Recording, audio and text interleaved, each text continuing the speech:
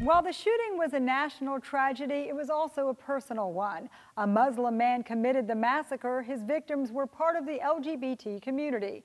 People in both of these groups found themselves sharing a tragic bond.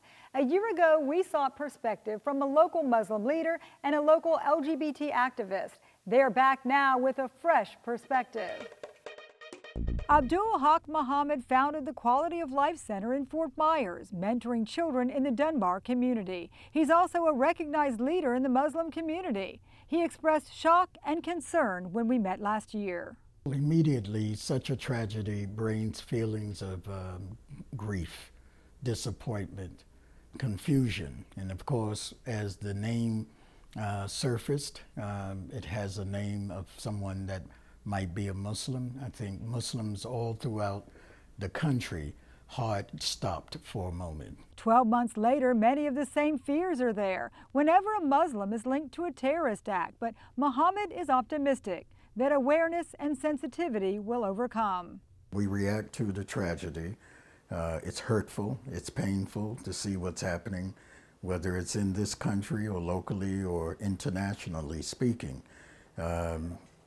But I still have a great deal of hope. Since that time, I've participated in numerous community efforts where there's interfaith dialogue. I've been invited to various churches and other religious and civic organizations to share thoughts and insights about Islam.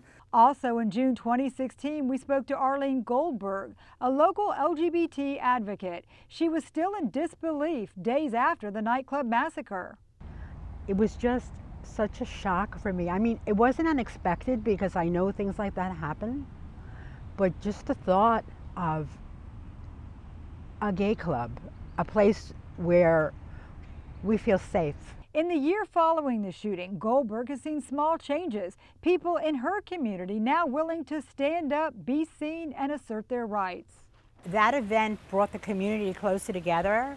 The community was kind of scattered, and it feels like people have more of a together kind of a feeling. We had to join together at that time because it was so hurtful to all of us that now I think we're closer, and it's easy to work together now because we know we're working for the same goal. The incident brought people together. In retrospect, understanding that anyone can be a victim. It can happen anywhere and to anyone, as we've seen during the course of the year. Yes, this one appeared to be targeted to the LGBT community, but anything like that can happen anywhere, and it does. Once we understand that as common citizens sharing this planet together, this country, this soil together, there are hopeful opportunities for us to get along and work together to make things better.